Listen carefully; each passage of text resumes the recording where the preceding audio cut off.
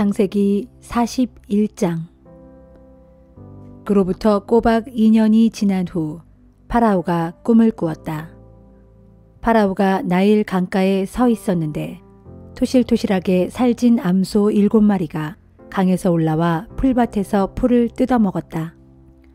뒤이어 보기 싫게 말라빠진 암소 7마리가 강에서 올라오더니 앞서 올라온 튼튼한 암소들 곁에 서 있었다.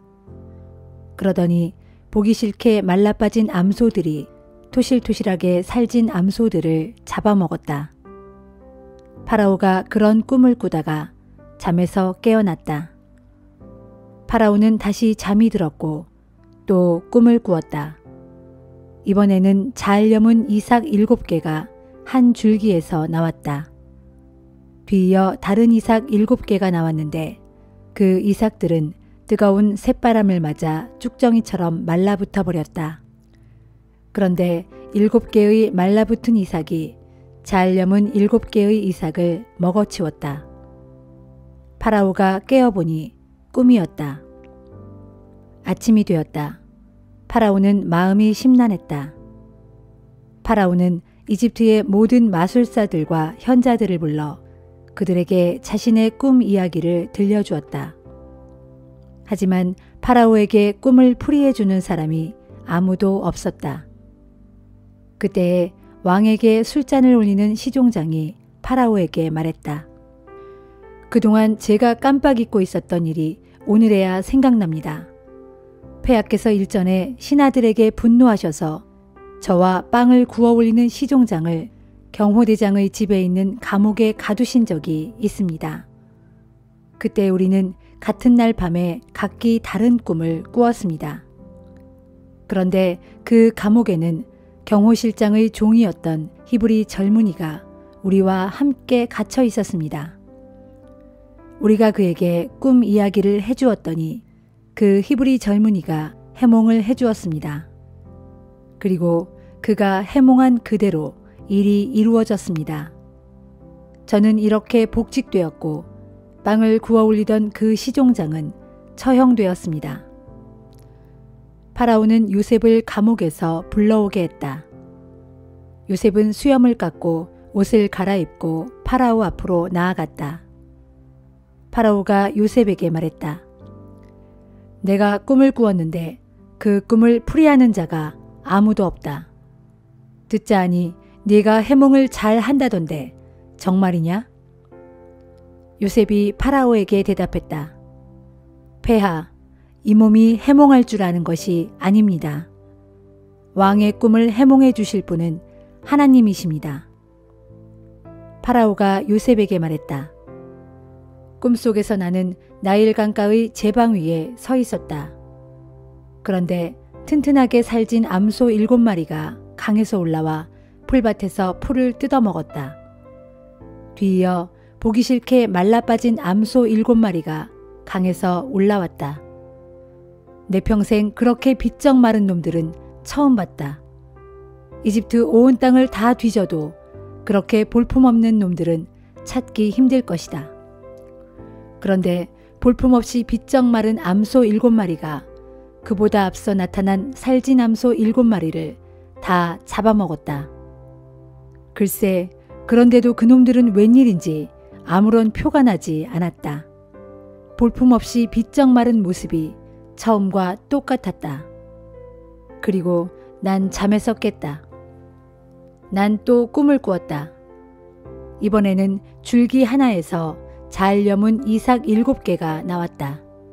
뒤이어 다른 이삭 7개가 나왔는데 그것들은 뜨거운 쇳바람에 쭉정이처럼 야위고 말라붙어 버렸다. 그런데 쭉정이처럼 말라붙은 이삭 7개가 알차게 잘 여문 이삭 7개를 먹어치웠다. 나는 이 꿈 이야기를 마술사들에게 했지만 아무도 해몽하지 못했다. 너는 할 수 있겠느냐? 요셉이 파라오에게 대답했다. 예, 폐하께서 꾸신 꿈은 2가지이지만 사실 1가지 내용입니다. 하나님께서 장차 하실 일을 폐하께 미리 보여주신 것입니다. 통통하게 살진 7마리 암소는 7해를 나타냅니다. 잘 여문 7개의 이삭도 7해를 나타냅니다. 뒤이어 나타난 비쩍 마른 7마리 암소도 역시 7해를 나타냅니다. 쭉정이처럼 말라붙은 7개의 이삭 역시 7해를 나타냅니다. 그것들은 7해 동안 흉년이 들 것이라는 뜻입니다. 제가 폐하께 말씀드린 대로 바로 이것이 장차 하나님께서 하실 일을 폐하께 보여주신 것입니다. 앞으로 7해 동안은 이집트 온 땅 방방곡곡에 큰 풍년이 들 것입니다. 그런 다음에는 7해 동안 극심한 흉년이 들 것입니다. 언제 그렇게 풍년이 들었냐는 듯이 온 땅이 혹독한 기근에 시달릴 것입니다. 가뭄이 들어 이집트 온 땅이 황폐해질 것입니다. 너무나 심한 흉년이 들어 앞서의 풍년은 언제 그랬던가 싶게 잊혀질 것입니다. 폐하께서 같은 뜻을 지닌 꿈을 2번씩이나 연이어 꾸신 것은 하나님께서 반드시 그 일을 이루실 것임을 나타냅니다. 가까운 시일 안에 이런 일이 닥칠 것이 분명합니다. 이제 폐하께서는 지혜롭고 현명한 사람을 뽑으시어 그에게 이집트 온 땅을 다스리도록 맡기십시오. 또한 전국의 관리들을 두시고 그 관리들을 시켜 7해 동안 계속될 풍년에는 이집트 땅에서 나올 곡식의 5분의 1을 거두어 드리게 하십시오. 다가올 7해 풍년 기간에는 온갖 식량을 거두어 드려 폐하의 관할 아래 그 식량을 각 성읍마다 식량 창고를 두어 저장해 두어야 합니다. 그렇게 곡식을 쌓아둠으로써 그 이후에 다가올 7년의 극심한 흉년에 대비할 수 있습니다. 그렇게 해야 이집트 땅에 사는 백성들이 기근으로 굶어 죽는 일이 없을 것입니다. 파라오와 신하들이 보기에 요셉의 제안은 나무랄 데가 없었다. 파라오가 신하들에게 말했다. 우리가 어디에서 이런 대단한 사람을 찾을 수 있겠소? 이 사람은 하나님의 영을 받은 것이 분명하오. 파라오가 요셉에게 말했다. 하나님께서 그대에게 이 모든 것을 보여주시지 않았소. 그대같이 사리분별이 분명하고 슬기로운 사람을 또 어디에서 찾을 수 있겠소? 그대가 이 나라를 다스려 주오. 나라의 온 백성이 그대의 말을 따를 것이오. 나 외에는 이 나라에서 그대보다 더 높은 사람이 없을 것이오. 파라오가 요셉에게 말했다. 나 파라오는 그대를 이집트의 총리로 임명하노라. 파라오는 자신의 손가락에서 인장 반지를 빼서 요셉에게 끼워주고 또 고운 세마포 옷을 입히고 목에는 금 목걸이를 걸어주었다. 파라오는 또 자신이 가진 2번째로 좋은 수레에 요셉을 태우고 그 수레가 지나갈 때는 모두가 무릎을 꿇고 절을 하게 했다. 파라오는 이렇게 요셉을 이집트 온 나라를 다스리는 총리로 삼았다. 파라오가 요셉에게 말했다. 나는 파라오요. 이제 이집트 온 땅 안에서 그대의 허락 없이는 누구도 손끝 하나 발끝 하나도 움직이지 못할 것이오. 파라오는 요셉의 이름을 사브낫 바네아라 고쳐 불렀다. 파라오는 또 온이라는 성읍의 제사장 보디베라의 딸 아스낫을 요셉의 아내로 골라주었다. 요셉은 이집트 온 땅을 시찰하러 나갔다. 요셉이 이집트 왕 파라오 앞에 섰을 때 그의 나이 30세였다. 요셉은 파라오 앞을 물러나와 이집트 온 땅을 두루 다니면서 실정을 파악하기 시작했다. 풍년이 든 7해 동안에는 풍성하게 수확했다. 요셉은 7해 동안 이집트 온 땅에서 곡식을 거두어 모아 각 성읍의 식량 창고에 쌓아두었다. 각 성읍의 주변 들판에서 거두어 들인 곡식들도 마찬가지로 각 성읍에 차곡차곡 보관했다. 거두어 들인 곡식이 너무도 많아서 마치 바닷가의 모래알을 헤아리는 것 같았기 때문에 나중에는 헤아리는 것을 포기했을 정도였다. 흉년이 시작되기 전 요셉과 온의 제사장 보디베라의 딸 아스낫 사이에 두 아들이 태어났다. 첫째가 태어났을 때 요셉은 하나님께서 지금까지 겪어온 나의 온갖 고통과 내 아버지의 집에 대한 생각을 다 잊게 해주셨다 라고 말하면서 맏아들의 이름을 므낫세라고 지었다. 또 둘째가 태어났을 때는 요셉이 하나님께서 이 순환의 땅에서 나를 번성하게 해주시는구나 라고 말하면서 둘째 아들의 이름을 에브라임이라고 지었다. 이집트 땅에 그토록 풍성했던 7해가 지나갔다. 요셉이 말한 대로 흉년이 시작되었다. 끔찍한 흉년이 온 땅을 뒤덮었다. 하지만 이집트 땅에서는 아직 먹을 것이 있었다. 하지만 이집트 땅 전체에 흉년이 더욱 심해지자 백성들은 파라오에게 먹을 것을 달라고 아우성쳤다. 그러자 파라오가 이집트의 백성들에게 명령했다. 요셉에게 가서 그의 말을 따르라. 기근이 나라 전체를 휩쓸었다. 요셉은 모든 창고문을 열고 이집트 사람들에게 곡식을 팔았다. 이집트 땅 전체를 휩쓴 기근은 참혹할 정도였다. 이집트뿐만 아니라 온 세상 전체가 극심한 기근에 시달렸다. 그래서 다른 나라 사람들도 곡식을 구하러 이집트로 요셉을 찾아왔다.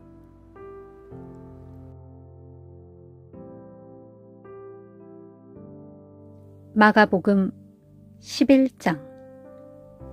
예수 일행이 예루살렘에 거의 다 와서 올리브산 근처에 있는 벳바게와 베다니에 이르렀을 때였다. 예수께서 두 제자를 먼저 보내시며 말씀하셨다. 너희들은 너희들 앞에 보이는 마을로 들어가라. 마을에 들어서면 아직 아무도 타본 적이 없는 새끼 나귀 한 마리가 매여 있을 것이다. 그 나귀를 풀어 이리로 끌고 오너라. 만일 어느 누가 왜 이러는 거요 하고 묻거든 우리 주님께서 잠시 쓰시겠답니다. 쓰신 다음에는 곧장 다시 돌려보내 주실 것입니다. 하고 대답하여라. 두 제자가 마을 어귀에 가서 보니 과연 어린 나귀가 집 앞 길가에 매여 있었다.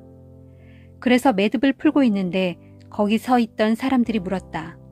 왜 나귀를 풀고 있는 거요? 그러자 제자들은 예수께서 일러주신 대로 말했다.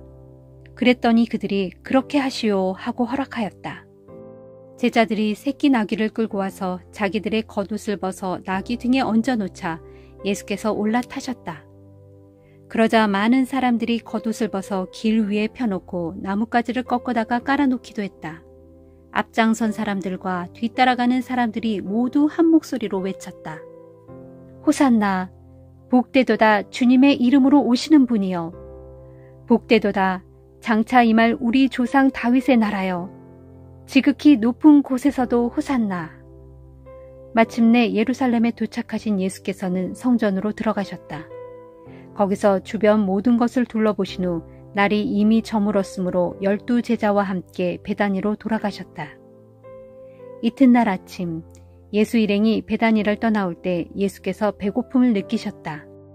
그때 잎이 무성한 무화과 나무가 멀지 않은 곳에 서 있는 것을 보시고 예수께서는 혹시 따먹을 열매가 달려있지 않을까 싶어 가까이 가셨다. 그러나 온통 잎사귀뿐이고 아무 열매가 없었다. 무화과 철이 아니었기 때문이었다. 예수께서 그 무화과 나무를 향해 저주하셨다. 이제 다시는 누구도 너에게서 열매를 따먹는 사람이 없게 될 것이다. 제자들도 모두 이 말씀을 들었다. 예수 일행이 예루살렘에 도착하자 예수께서는 성전으로 가셔서 성전 뜰에서 물건을 팔고 사는 사람들을 전부 내쫓으셨다. 돈 바꾸어 주는 자들의 탁자와 비둘기 장수들의 의자를 둘러 엎으셨다. 그리하여 어느 누구도 물건을 들고 성전 뜰을 지나다니는 일이 없게 하셨다. 그런 후 예수께서 사람들을 가르치며 말씀하셨다.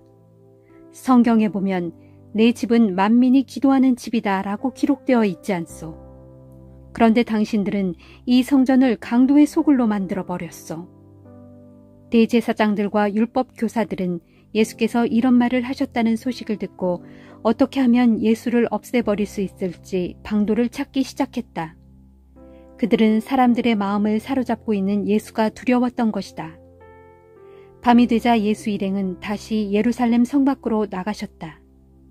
다음 날 이른 아침, 예수 일행은 길을 지나다가 어제 그 무화과 나무가 뿌리채 말라있는 것을 보았다. 그러자 베드로가 어제의 일을 기억해내고는 말했다. 보십시오, 선생님. 선생님께서 저주하신 저 무화과 나무가 바싹 말라버렸습니다. 예수께서 대답하셨다. 하나님을 믿어라. 내가 진정으로 너희에게 말한다.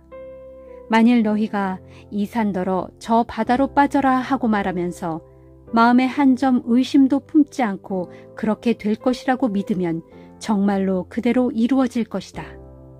내 말을 잘 새겨들어라. 너희가 기도하고 구하는 것은 이미 받은 줄로 믿어라. 그러면 정말로 그대로 이루어질 것이다. 그러나 기도할 때 어떤 사람과 서로 등진 일이 생각나거든 먼저 그를 용서하여라. 그래야만 하늘에 계신 너희 아버지께서도 너희 죄를 용서해 주실 것이다. 만일 너희가 그를 용서해 주지 않으면 하늘에 계신 너희 아버지께서도 너희 죄를 용서해 주시지 않을 것이다. 예수 일행은 다시 예루살렘으로 들어갔다. 예수께서 성전뜰을 거닐고 계시는데 대제사장과 율법 교사와 장로들이 와서 예수께 따져 물었다. 당신은 무슨 권한으로 그런 일을 했소? 누가 당신에게 그런 일을 할 수 있는 권한을 주었소? 예수께서 대답하셨다. 내가 당신들에게 한 가지 묻겠소. 당신들이 내 질문에 대답하면 나도 말해주겠소. 세례 요한을 하나님께서 보내셨소? 아니면 사람이 보냈소? 그들은 자기들끼리 수군거렸다. 우리가 만일 하나님께서 보내셨다고 대답하면 그러면 왜 그를 받아들이지 않았느냐고 하겠지. 만일 사람이 보낸 것이라고 한다면 사람들이 우리를 어떻게 생각할지가 두렵다. 모두가 세례 요한을 하나님께서 보낸 예언자로 굳게 믿고 있지 않은가. 그들은 의논 끝에 이렇게 대답했다. 우리로서는 알 수 없소. 그러자 예수께서 그들에게 말씀하셨다. 그러면 나도 무슨 권한으로 이런 일을 하는지 당신들에게 대답하지 않겠소.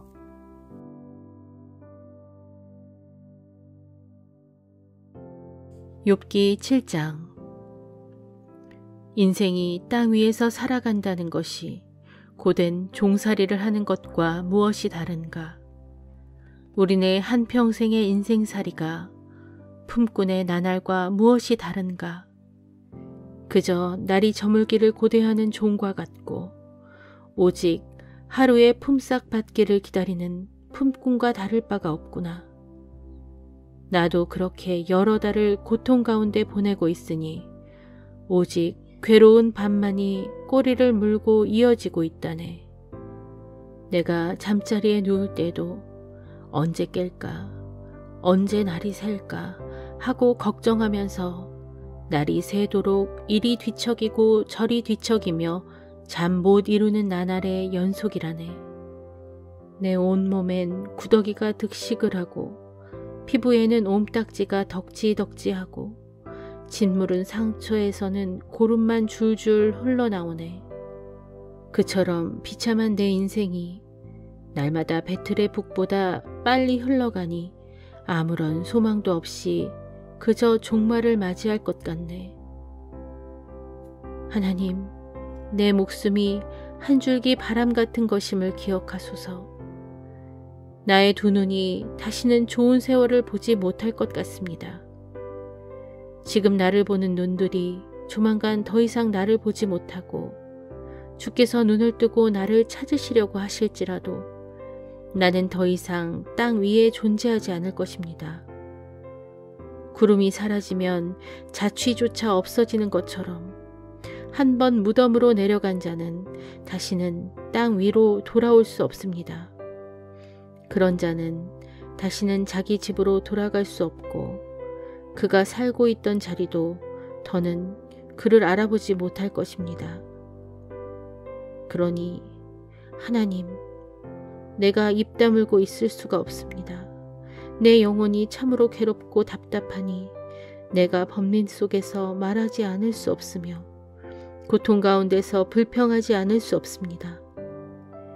이 몸이 바다라도 된단 말입니까?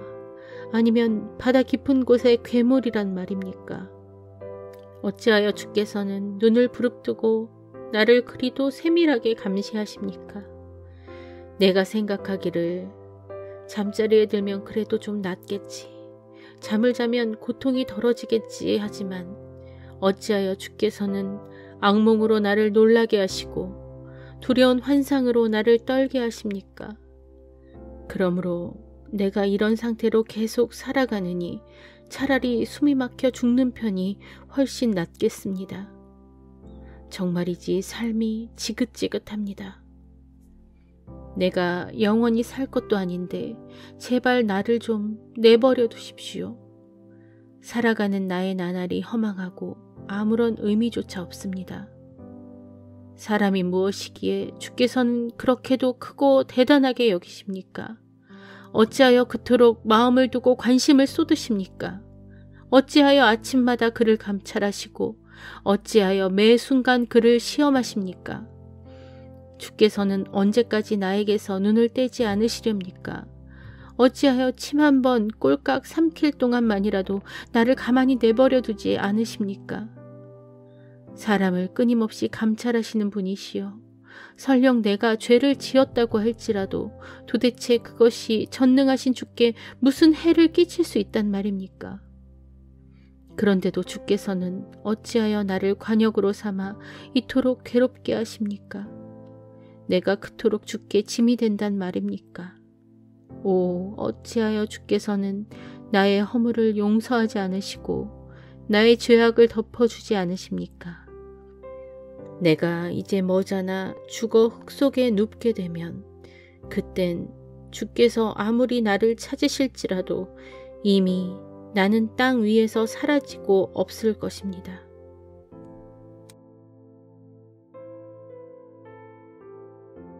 로마서 11장. 형제들이여, 그러면 내가 다시 묻습니다. 하나님께서 자기 백성을 버리신 것입니까? 결코 그렇지 않습니다. 나 역시 이스라엘 사람이고 아브라함의 후손으로서 베냐민 지파에 속한 사람입니다. 하나님께서는 미리 알고 처음부터 선택한 자기 백성을 버리신 일이 없습니다. 여러분은 타락한 이스라엘을 처벌해달라고 호소하는 엘리야 선지자에 대해 성경에 어떻게 말하고 있는지 알지 못합니까? 엘리야가 주님께 호소하기를, 주여, 저들은 주님의 예언자들을 다 죽이고 주님의 제단을 모조리 허물어 버렸습니다. 이제 저 혼자 유일하게 살아남아 있는데 저들은 저마저도 죽이려 합니다. 라고 하자, 그때 하나님께서 엘리야에게 어떻게 답변하셨습니까? 나는 나 자신을 위해 바알에게 무릎 꿇지 않은 7,000명을 남겨두었다.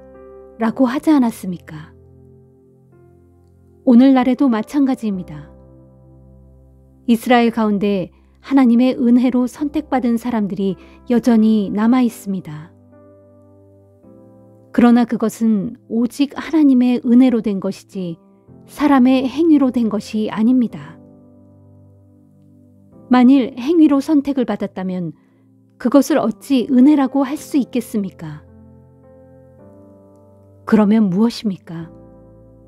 이스라엘 사람들은 자신들의 행위로서 그토록 열성적으로 찾아 헤매던 것, 곧 의롭다함을 얻지 못했지만 오직 선택받은 사람들은 그것을 얻었습니다.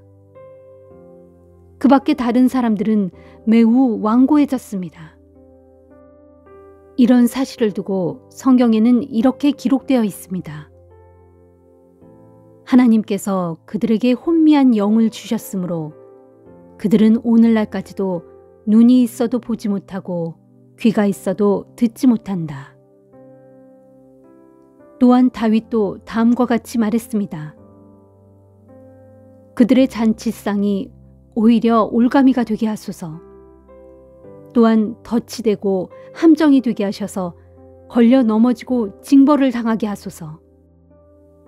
그리고 그들의 두 눈을 어둡게 하셔서 보지 못하게 하시고 그들의 등이 항상 구부러져 있게 하소서. 내가 다시 묻습니다. 그렇다면 그들은 넘어져서 다시는 일어날 수 없게 되었습니까? 결코 그렇지 않습니다. 그들이 잘못을 저지른 탓에 하나님의 구원이 이방인들에게 이르게 되었는데 그것은 이스라엘로 하여금 질투심을 불러일으키기 위함이었습니다. 이처럼 이스라엘의 잘못이 세상에 부요함이 되고 이스라엘의 실패가 이방인들에게 부요함을 가져다 주었다면 만일 이스라엘이 하나님 앞에 온전하게 서게 되면 그들은 얼마나 더 많은 부요함을 누릴 수 있게 되겠습니까? 그러므로 이제 나는 이방인 된 여러분에게 말합니다. 내가 이방 사람들에게 말씀을 전하는 사도로 부름을 받은 만큼 나는 내가 맡은 직분을 무척 영광스럽게 여깁니다. 나는 모쪼록 내 동족에게 질투심을 불러일으켜 그들 가운데 몇 사람만이라도 구원하고 싶다는 간절한 소망을 갖고 있습니다. 하나님께서 그들을 버리심으로써 세상과 화목을 이루게 되었다면 하나님께서 그들을 받아들이심은 죽은 자에게 새 생명을 주시는 일이 아니고 무엇이겠습니까? 빵 반죽 덩어리에서 처음에 떼어본 빵 반죽이 잘 되어 있으면 나머지 부분도 잘 되어 있게 마련이고 나무의 뿌리가 성하면 그 가지도 성한 법입니다. 올리브나무 가지를 일부 잘라내고 야생 올리브나무 가지를 접붙이면 그 야생 올리브나무 가지는 본래의 올리브나무 뿌리에서 양분을 공급받게 됩니다. 그러므로 접붙임 받은 가지 된 여러분은 그 잘려진 본래 가지들에 대해서 우쭐대지 말아야 합니다. 그 까닭은 가지가 뿌리를 지탱해 주는 것이 아니라 어디까지나 뿌리가 가지를 지탱해 주기 때문입니다. 이 사실을 명심하십시오. 여러분은 이렇게 생각할 수 있습니다. 내가 접붙여질 수 있도록 본래 가지들이 잘려나간 거야. 물론입니다.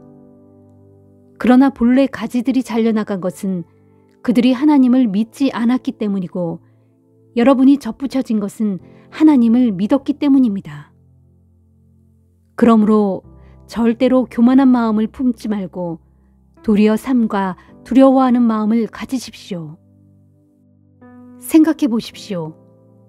하나님께서 본래의 가지들조차 아까워하지 않고 잘라내셨으니 하물며 접붙임 받은 가지 된 여러분 또한 아까워하실 리 없습니다. 하나님께서는 자비로운 분인 동시에 준엄하신 분임을 잊지 마십시오. 하나님께서는 자신을 거역하는 자들에게는 매우 준엄하시지만 겸손히 자신의 관대함 안에 머물러 있는 사람에게는 늘 관대하게 대하십니다. 그렇지 않으면 여러분 또한 잘려나갈 것입니다. 그러나 불신앙 탓에 잘려나간 그들이 자신들의 불신앙을 고집하지 않으면 하나님께서는 언제라도 그들을 다시 접붙여 주실 것입니다. 하나님에게는 그런 능력이 충분히 있기 때문입니다. 본래 야생 올리브나무 가지였던 여러분이 거기서 잘려져서 그 본성을 거슬러 참 올리브나무에 접붙임을 받았다면 하물며 본래의 참 올리브나무 가지들이 자신의 본래 올리브나무에 다시 접붙여진다는 것은 얼마나 더욱 쉬운 일이겠습니까? 형제들이여, 여러분은 이런 신비를 알고 부디 자만하지 않기를 바랍니다. 이방인들의 충만한 수가 다 찰 때까지는 이스라엘 사람들 중에 불신앙을 고집하는 완고한 자들이 있게 될 것입니다. 그러나 때가 되면 선택받은 온 이스라엘 사람들이 다 구원을 받을 것입니다. 이런 사실에 대하여 성경에는 이렇게 기록되어 있습니다. 시온으로부터 구원하시는 분이 나와서 야곱의 후손 중에서 경건치 못한 자들을 모두 몰아내실 것이다. 이것이 바로 내가 그들과 맺은 언약인데 내가 그들의 죄를 없애버릴 때 비로소 그 언약이 이루어질 것이다. 복음과 관련해서 말씀드리자면 불신앙 탓에 이스라엘이 하나님과 원수가 된 것은 오히려 이방인된 여러분에게는 득이 되는 일입니다. 하지만 하나님의 선택하심과 관련해서 말씀드리자면 그들은 자신들의 조상 덕분에 하나님의 사랑을 받은 자들입니다. 하나님의 은사와 부르심에는 어떤 후회도 없고 결코 번복되는 일도 없기 때문입니다. 한때 하나님을 거역하였던 여러분은 이스라엘의 불순종 탓에 이제 하나님의 자비를 입게 되었습니다. 이와 같이 이스라엘이 지금은 하나님을 거역하고 있지만 여러분이 받고 있는 하나님의 자비를 보게 되면 그들도 결국에는 회개하고 하나님께로 돌아와 그분의 자비를 받게 될 것입니다. 하나님께서 모든 사람들을 불순종의 상태에 가두신 것은 모든 사람들에게 자비를 베풀기 위함입니다. 하나님의 지혜와 지식은 얼마나 풍성하고 또 얼마나 깊이가 있는지요. 그분의 판단력은 감히 헤아릴 길이 없고 그분이 가시는 길은 감히 더듬어 추적할 수가 없습니다. 누가 주님의 마음을 알 수 있겠습니까? 누가 그분의 의논 상대가 될 수 있겠습니까? 또 하나님께서 되돌려 주셔야 할 만큼 그분께 먼저 드린 사람이 누가 있겠습니까? 만물은 다 그분으로부터 나오고 그분으로 말미암아 존재하고 결국 그분에게로 돌아갑니다. 그분께 영원토록 영광을 돌립시다. 아멘.